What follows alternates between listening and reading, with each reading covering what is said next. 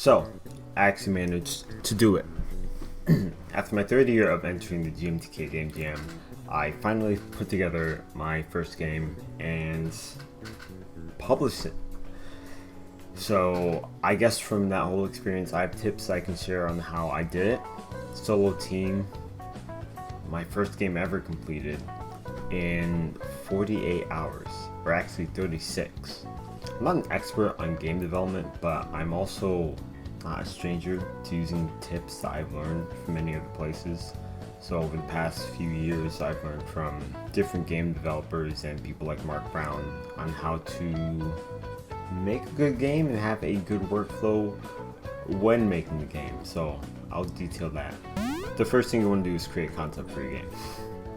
And that sounds really obvious, but you really want to make sure the concept for your game is good, such that when you put in all the time and effort into your game and polish it, you don't end up with a bad game because your core concept was also bad. I mean, you should take as much time as you possibly can to make sure your core game mechanics are interesting and fun, because no amount of polish is going to fix that later. I came up with 4 ideas right when I heard the theme. The first one was you can't control when you shoot. Second, you can't control when you jump. Third, you collect items for recipe, but they also auto-craft as soon as you have all the ingredients. And fourth, you move in a random direction at set intervals.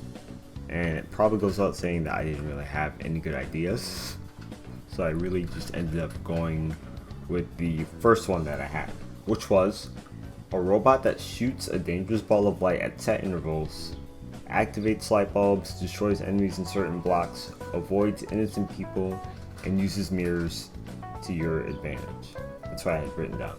So I talked earlier about workflow, and this is part of it. The most important thing for me was finishing the game on time, no matter how good the game is. If it's not finished, it's garbage. My first plan was to keep the scope of the game very small, so that it could be completed in a very short amount of time. Try not to let feature creep get to you, just adding things that will make the game more fun. Just keep it simple and light. Make it a short experience for people to play that they will remember. So my plan was to finish the game in 24 hours, so that I would have just a day of actual programming and another day of just polishing the game, because I heard that this is good practice. I was fully aware of the possibility that I would not finish in 24 hours, but because I set that goal, I would most certainly not be finishing it, let's say 46 hours. If I shot for 24 hours, at the very least, I'd still have a bunch of extra time to polish the game later, which is still good. So my scope of this game, which is going to be a puzzle game, I set to myself 10 to 15 levels. That's enough to get across the mechanics and the point of the game. That's what I was working with. Now I cooked up some half-baked placeholders for the sprites in the game, which is reasonable at the beginning. I just really wanted to get the core gameplay down, all the coding right. I made some genuine mistakes. I'd never made a fully functioning game before. My game development experience was pretty shoddy. Bad things were just bound to happen, but I was willing to make the best out of what I was working with. If you want to know some more specifics about design choices that I made, you can actually check out my devlog on itch.io. But I go more in depth of how I program this game there, but this is more about my workflow. So I talk about this at length and in very explicit detail in my devlog, but I started coding the puzzle mechanics for everything in the game. I started with the switch blocks, which were the walls that would disappear after you hit a certain switch. And that was one puzzle mechanic I just played around with a few levels. I really just slowly added new puzzle mechanics throughout the levels so that you would get a chance to understand how one works, and then introduce it with another one, and so you understand how the 3 mechanics that worked in the game work in tandem with each other without it being too confusing. This is sort of where games design philosophy comes in. I talk about it more in the devlog, but I do want to talk about a few things to not make your game confusing. Mechanics should be introduced by themselves. You probably know this if you're a subscriber to Mark Brown. He talked about it in his Mario Maker video. I took from that. You know, it made sense to introduce a mechanic by itself, let the player experiment with it and understand how it works before you throw them into something crazy. Every time a new mechanic was introduced, it was in a level by itself where you could do nothing but interact with it and see exactly how it works. Another important thing is not making the game too hard, because you want this to be accessible to a lot of people. If you're making a Mario Maker level, like, by all means, go all out and create a difficult level, because the people playing that game honestly are the kind of people who are going to be solving difficult things. But for, you know, in Itch.io Game Jam, you're just gonna get a bunch of people who play games casually, who may not even like puzzle games. Let them be able to get through your levels. But all in all, it wasn't bad implementing all the mechanics. I had 3 puzzle mechanics. I could just drag and drop them in different configurations to make the levels. With that, I actually finished 10 different levels with 12 hours left in the Game Jam, which is nice.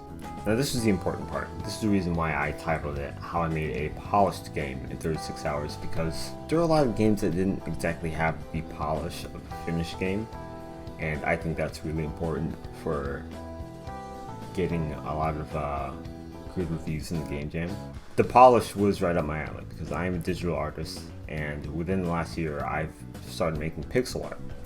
So I was ready to dive straight into the polishing stage, more so than game development, because I'm decent at that part. In line with keeping the scope small, I wanted to keep the palette of the game simple, so I chose a 4-color Game Boy palette that I already had on my computer. I also wanted to focus on the visual polish, because people are more forgiving of a game that looks nice.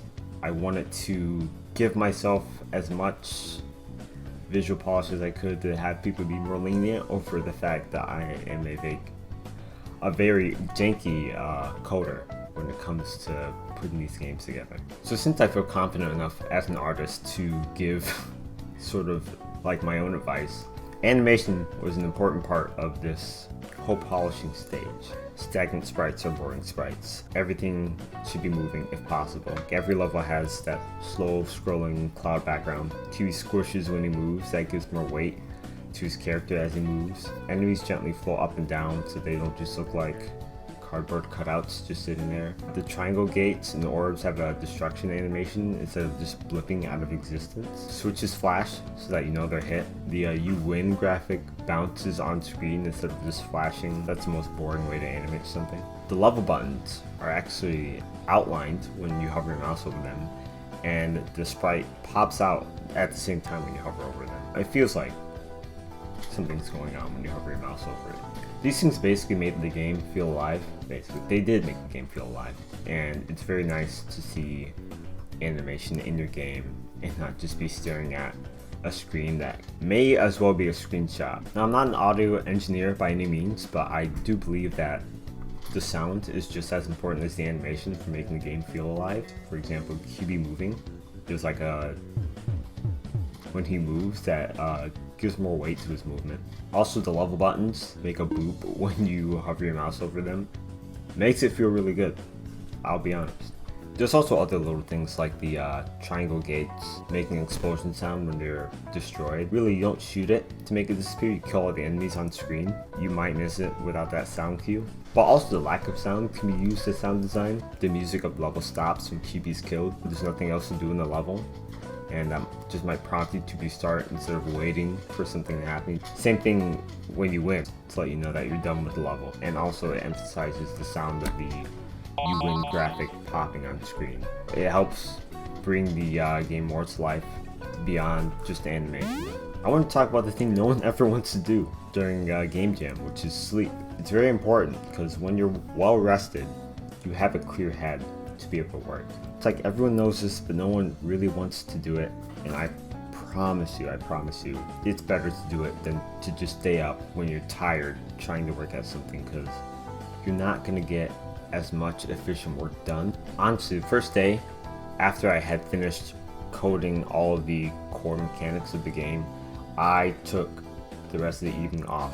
That was good because I could come in next morning refreshed and actually start making levels. The second day, I had been working all day. I was so enormously frustrated, but instead of banging my head against the wall and just getting even more mad than I already was, I decided to just take a nap, which was good, because I woke up later. I realized the solution was just Googling how to toggle variables in GameMaker. Like, in hindsight, it's the most obvious thing ever, but in the moment, it genuinely did not occur to me. It was after that I actually finished the game at 3 a.m.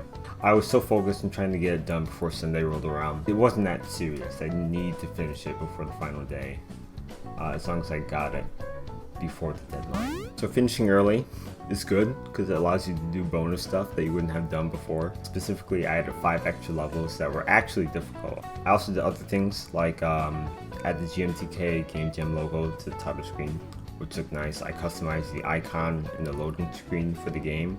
Also, I was able to get some friends to test the game and to help me find some bugs that I should have ironed out before the game was fully published. I was updating the game up until 3 hours before submission period. At that point, it was a polished game. It was finished at 15 levels that I was proud of.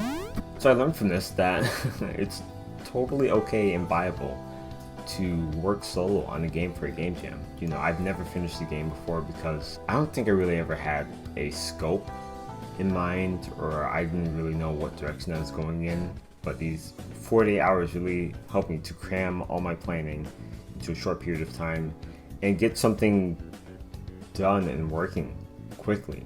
And I think that'll help me in the future with other game projects. Right now, I'm just updating QB. I'm currently working on a new set of levels in the game. That will be version 2.0. 36 hours, I finished the game, and I'm so happy about it. And I hope you guys can learn from this and do it in the future, because it was such a great experience for me. Even if I don't win the game jam, whatever, I made a game. That's the point, right? And I'm happy about that fact.